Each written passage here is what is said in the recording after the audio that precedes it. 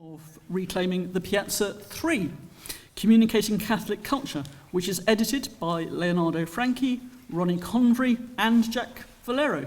Now, I think we were lucky enough to be able to host a book launch for the second of the Reclaiming the Piazza series, but not quite got in there for the first one. So we hope there are many more book launches here. The first two, I understand, concentrated on education and culture. This one really broadens that out to address the wider communication of Catholic culture and its interaction with society. And both in the substance and the content of the book, but also its sort of collaborative approach, it represents very much the bridge-building tradition that we have in the new Evangelization. So I hope that it will serve as a rich resource for anyone who's interested in the combination of faith, of reason, and the spirit of charity and how those interact and the roles they play in culture today. And of course, the book is particularly important to what St. Mary's is trying to achieve as a Catholic university. We all recognise that knowledge has one source, that knowledge is therefore linked. And that means that the light of faith has something to say about all disciplines, even if those disciplines have their own unique contributions to make as well. The book, Reclaiming the Piazza III, draws out those links explicitly, however. At St. Mary's, and I'm still a visiting professor at St. Mary's, if no longer an employee, a number of programmes are influenced by this understanding of knowledge as a unity. Now, we had two modules in development when I left St. Mary's just over a year ago. I'm pleased to say there are now two modules which reflect that university linking of knowledge. One is on leadership and character. The other is an interdisciplinary encounter with the sacred. And the modules are available to pretty much every student who studies here at St. Mary's. So this resource, this book will no doubt act as a valuable resource for them as well. Very pleased to say that at this event tonight, we have the editors of the book. We have Leonardo, we have Ronnie, and we have Jack as well with us. We have authors of chapters. We have Bob Davis, Philip Booth, and Stephen McKinney. And unfortunately, not able to be present tonight, but St. Mary's staff members who have contributed to the book, or former staff members, are Sister Carolyn Morrison and John Charmley, Professor John Charmley. So really great characters, great to welcome many of you here today. I've been told not to forget to mention that not just Reclaiming the Piazza III, but also Reclaiming the Piazza II and Reclaiming the Piazza I are all available for sale over there in the corner. So please do take a copy or two or three home with you this evening. Buy a copy. Buy a copy. The Scot speaks, yeah. To be precise, exactly. So I'm now going to hand over to Leonardo to say a few words. Here, the Reclaiming the Piazza II was January 2018 in this very room. We had some of you here tonight were there too, and many of you who were not here tonight, who are not there, are here tonight. Now, the Reclaiming the Piazza number 1 was actually launched in a conference in Rome, run by the Pontifical Council for Promoting Evangelization. I even took the folder away with me in 2014, so just in case you're in doubt that we were there, I still have the folder. And Reclaiming the Piazza II was run by the same conference, where I was interrupted by your Professor John Lydon to introduce me to Joey, who was there as a new student at St. Mary's. That was 4 years ago nearly now, well, 3.5. So thank you to Ruth, but also thank you to Anthony, who sadly can't be here tonight, for his willingness to support this launch. To Philip's here, for suggesting the initial idea and giving it some flesh, and to Marianne Rosario, who did all the work in getting off the ground. So thank you to all of you there. Now, it's really quite hard to believe that Reclaiming the Piazza is now a trilogy. Who would have thunk it, as we say in Scotland? Who would have thunk it, that verb to thunk? Other famous trilogies, of course, include the Godfather film series.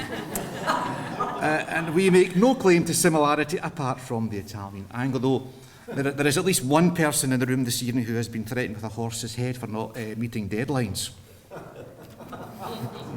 He's in the front row. He's in the front row. So when Ronnie and I first chatted about putting together a book which aligned education, communication and culture, we were actually on a plane to a conference in Santa Croce in Rome, and it was 2010. I think just as we passed over to Paris, we began this part of the conversation. Little did we know what was ahead of us. We didn't even think beyond the idea. One of the first things we had to do was, having sketched out some ideas, possible chapters, possible contributors, etc., we thought, who could publish this? We had to find a publisher.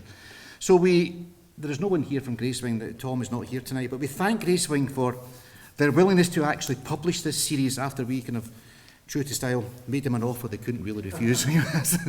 So it's been a great partnership, and they're really, really easy to work with. And for people who maybe would like to have books published in this field, companies like Gracewing are worth exploring. They have a very good way of handling themselves. Reclaiming the Piazza is, we admit, a quirky title.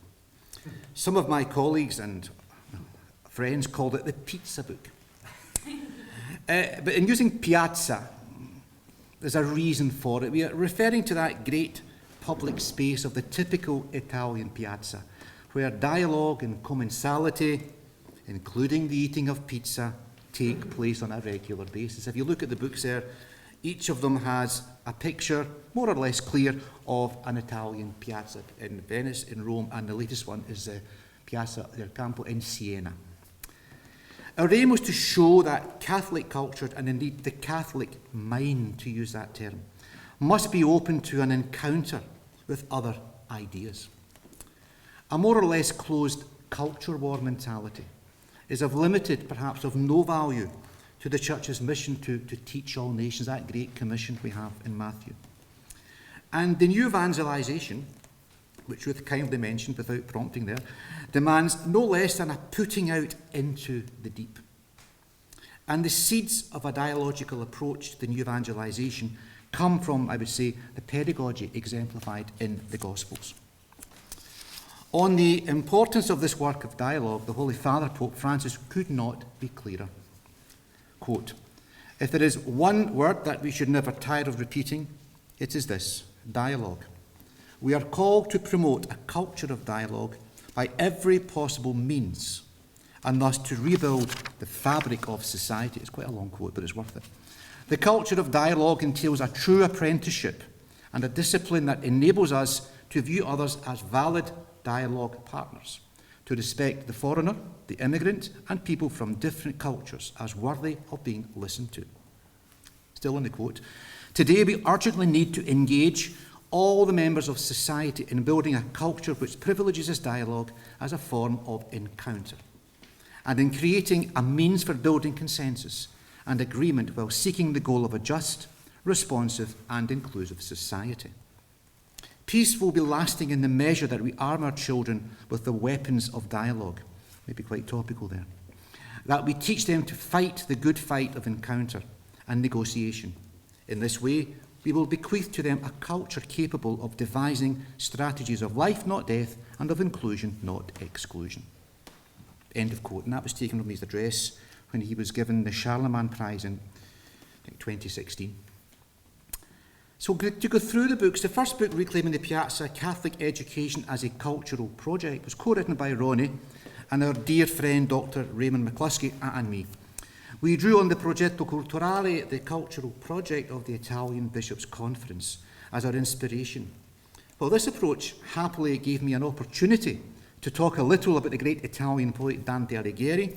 It also offered a platform to claim that education was much more than the acquisition of skills, or what some universities call useful knowledge. Catholic education was about shaping the culture of society. Reclaiming the Piazza II, Catholic Education and the New Evangelization, was an edited book by the same trio who wrote the initial volume. This was now labelled Reheating the Pizza by some of my more respectful colleagues. In January 2018, we launched the book in this room with Gerald Grace in fine form, if you remember that. Volume 2 was in two parts. Part 1 contains some theoretical reflections, and Part 2 offers some practical applications. There was something for everyone there. The former Vice-Chancellor of this parish, Francis Campbell, wrote a chapter on Catholic education and integrity, in which he claimed, rightly, that the distinctiveness of Catholic education, quote, offers gifts to and for the wider world, and that these gifts are not opposed to the world beyond the church. End of quote. That's a fine summary of the Piazza project, if we can call it a project. Reclaiming the Piazza III, communicating Catholic culture, the magnet, possibly which brings us together this evening, is an edited collection of essays around the transcendentals of truth, beauty and goodness.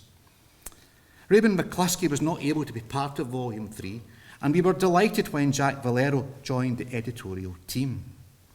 I take the liberty here of saying that as editors, Jack, Ronnie and I were actually delighted with the quality of essays received from different parts of the world. Not surprised, but delighted. From the USA, we had contributions from scholars such as Tim O'Malley and Tricia Bruce, both of the University of Notre Dame, and Father Vince Cunha of the Congregation of the Holy Cross.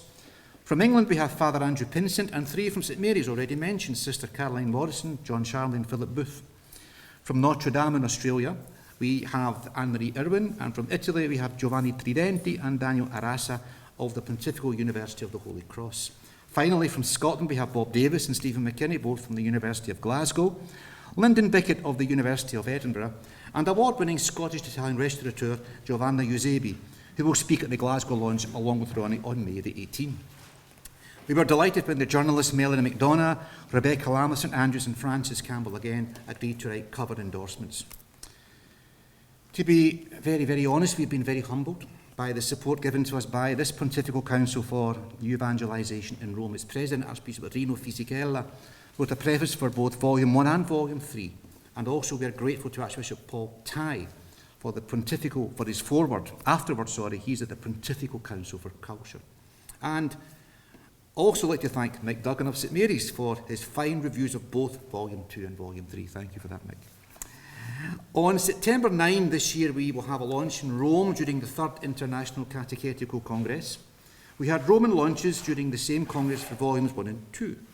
None of this would be possible without the invaluable assistance of Monsignor Graham Bell, the Under-Secretary of the Pontifical Council for New Evangelization, and himself a Scottish priest. I end now by thanking all of you for coming out this evening. I know we're still in this sort of post-pandemic mixed way of doing it. We're not quite sure whether we have in-person or hybrid or online events. Delighted so many have come out into the fresh air to this evening. And I hope this event tonight gives you all a flavour of what we are trying to achieve with these books. We are actually very open to suggestions about the next steps, although, to be honest, Reclaiming the Piazza, the movie, is not on the table at the moment. And at that point, I thank you. Thank you. To this book, I don't really watch films, but it's quite obvious from just sort of seeing reviews of films that every film where the producer has his eye on making money ends in such a way that there is a possibility of a sequel. And we all know that writing and editing books, I'm afraid, doesn't make anybody any money, certainly as academics. But nevertheless, with each book you left the possibility open for a sequel, and we look forward to reclaiming the Piazza IV, whatever that might entail. I'm here ready to talk a little bit about one of my chapters. So Joey is going to respond with some general remarks about the book, and Leonardo obviously opened with remarks about the project, and I'm sort of in this sandwich between the two of them, just saying a little bit about my chapter, which is on economics and how we might think about economics in a slightly more human, if you like, a slightly more Christian anthropological approach. Most economics begins with a set of assumptions along the lines of there are large numbers of buyers and sellers of homogeneous products, there's perfect knowledge, there's free entry and exit of firms, there is perfect mobility, there are no transactions costs, and then under those assumptions, the textbook continues, economic welfare is maximised. But then, of course, people realise that those assumptions never hold, so they sort of scratch their heads and produce this rather tendentious term, market failure, to describe the situation where those assumptions don't hold, and of course, economic welfare isn't maximised. And they say, well, all this could be resolved and we can maximise welfare if we have a government which pulls certain levers to resolve the problems that might arise in markets. And then welfare can be maximised as long as we assume, and I should imagine you can see what's coming, as long as we can assume that governments have perfect knowledge, that there are no transactions costs, that politicians never act in their own best interests, that government regulatory bodies and all other entities that are controlled or influenced by government also don't act in their own best interests or persuade governments to act in their interests, and that voters don't vote in their own interests, but only in the interests of maximising the welfare of the community as a whole. And this really hasn't got us very far. Essentially, we're saying that economics is based upon a set of unrealistic assumptions about how people behave in markets. And then we say, well, those assumptions don't hold, so we make a set of unrealistic assumptions about how governments hold. And now, of course, traditional economics is not an entirely fruitless exercise, but I think we can end up as economists down more holes in our careers than the average rabbit would see in a lifetime through that approach. So in my chapter about economics, I suggest starting at the beginning and making some realistic assumptions about human nature. And this is not an entirely novel approach, I should say. So I suggest, to begin with, that economics involves the study of purposeful human action in a particular sphere of social life. When economists write about methodological individualism as being the basis of their subject, often Christians criticize that because they're arguing that economists are saying that individuals act as sort of atomistic entities rather than in a wider society. But it doesn't mean that. Methodological individualism just means that only individuals ultimately can make choices, but they do that in the context of the society in which they live. And they act purposefully in order to achieve particular objectives. And those objectives are not necessarily making as much money as possible. People have a range of possible objectives which they try to fulfill in economic life. Now, if economics is about human action, then it becomes intrinsically linked to ethics. And the whole purpose, really, well, not the whole purpose, but one of the purposes of producing this book was to demonstrate how all knowledge coheres and comes from one source. And the fact that economics is intrinsically, or economic action is intrinsically related to ethics is an important aspect of that, I think.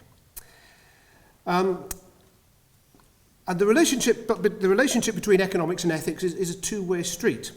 So just as we shouldn't divorce economics from ethics, we should also not fall into the trap of believing that we can make ethical judgments that involve complex economic phenomena without a knowledge of the subject of economics, without a knowledge of the technical subject, if you like. And Benedict XVI warned very strongly against that in an article in Communio, against that approach of ignoring the technical aspects of particular disciplines when making prudential ethical judgments. And the School of Salamanca in the 15th and 16th centuries also took this two-pronged approach of applying technique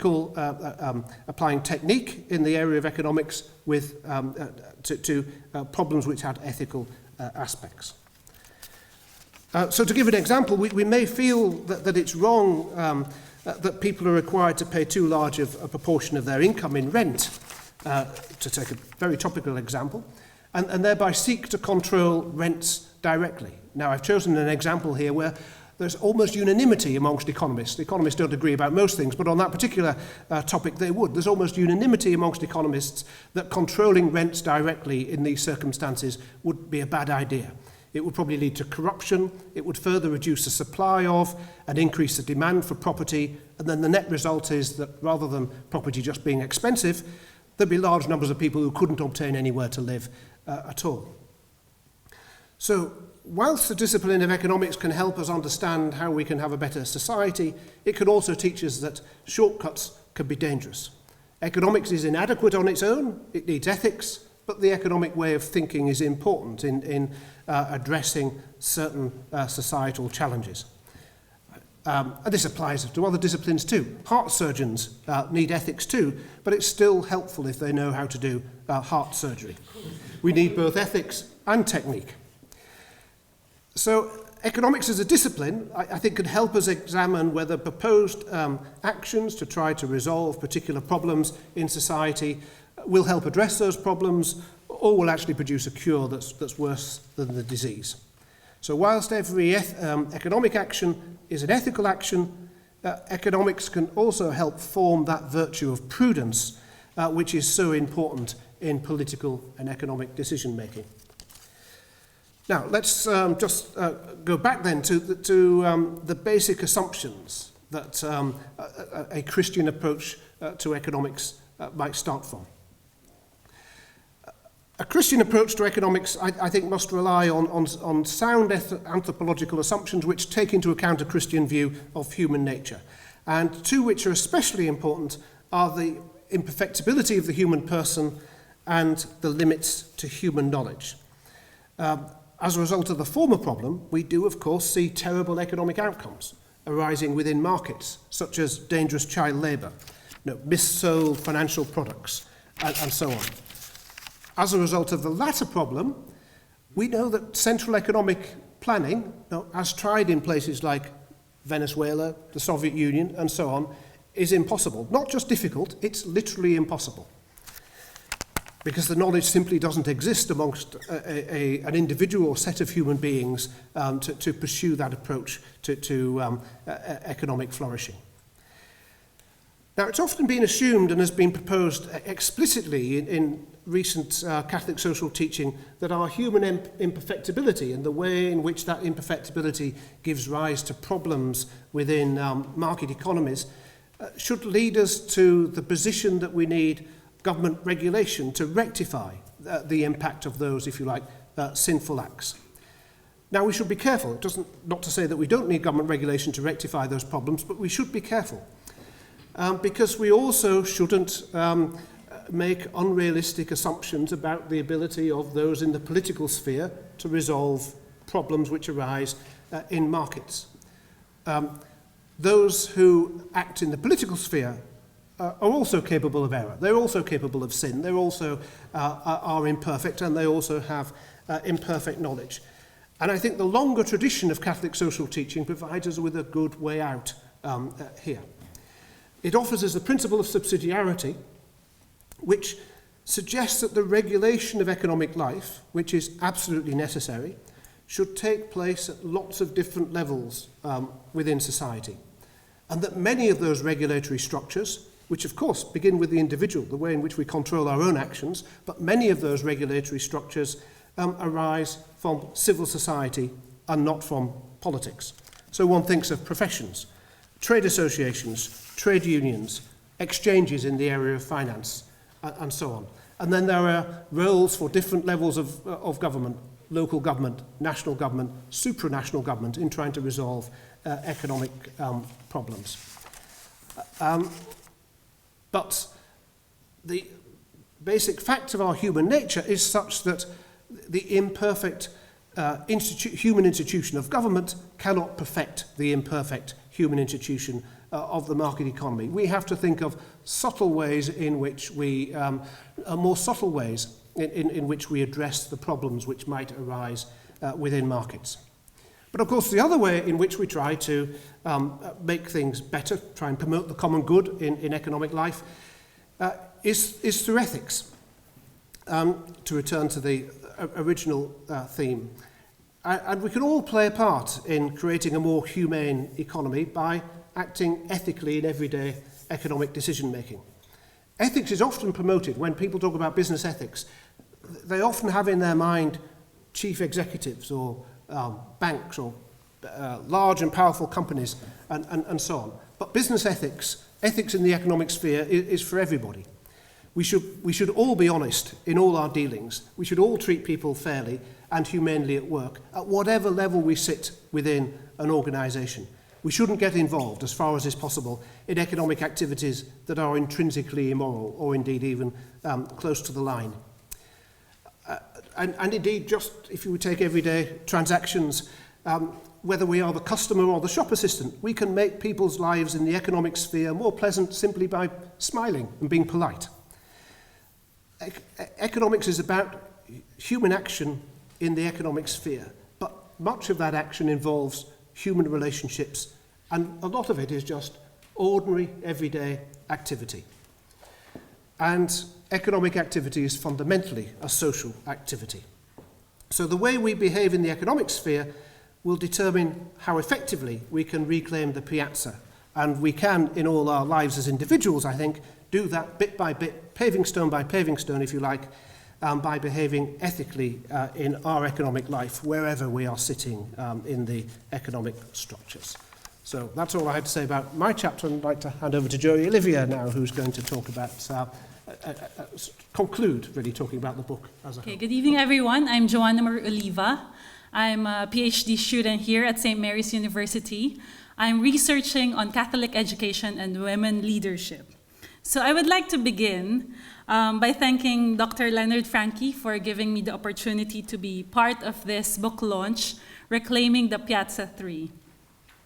It's still very fresh in my memory. In 2018, in Aula Paulo VI in the Vatican, during the conference, Pontifical Conference for New Evangelization, that's where I met Leonard.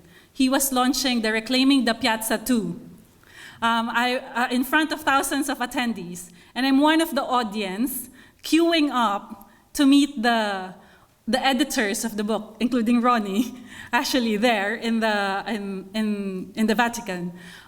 So watch out for all of you here, because for all you know, for Reclaiming the Piazza IV, you might be doing the same thing. But for now, let's focus on Reclaiming the Piazza III, communicating Catholic culture. Reclaiming the Piazza III beautifully discussed various ways on how to reclaim the Christian piazza. What is a piazza? Not pizza, piazza. The piazza is the heart of every town. It is where people congregate. People just sit in the piazza, watch other people, and just hang out there. It is where we witness the real and uncalculated culture of every place. It's the center of the city or the town. It is open for all. It is also inviting, and it doesn't discriminate. So this book allows us to reclaim and explore where our Catholic piazza is, so that we will be able to meet them where they are. In order for us to evangelize through their interest and also through their context. The contributors of this book brought out the different Catholic understanding of the same Christian message, but expressed in different and new ways. Reclaiming the Piazza III allows us to see and understand that the Christian message must be attractive, reasonable, and still very relevant. Chapters of this book discussed Catholic understanding through different interests of people, such as music, arts, even fashion, economics, there's also history, and etc. So what is new with new evangelization? Pope John Paul II, throughout his pontificate, repeatedly called for new evangelization. He encouraged and emphasized the importance of rethinking our methods on how it is to evangelize. He did not give a detailed list on how we are supposed to do new evangelization. However, he did prescribe that it should be new in its ardor, its methods, and its expression. This book provides us on how Catholics can engage and evangelize in a way that it respects other people's beliefs and values. What makes new evangelization new? It's not its content, because we will always have and will always preach the same message of Jesus Christ. Rather, it is new on how it is should be done. How we evangelize is as important of what it is that we have to say. The whole book, Reclaiming the Piazza III, showcases our Catholic culture and demonstrates that while expressing our faith in new ways, the Christian message remains true, good, and beautiful. So I encourage everyone to buy a copy for yourself, for your institution, for your family, for your friends. This is a very good Christmas gift as well, Valentine's gift, birthday gift, because it's definitely a very good read. Thank you very much.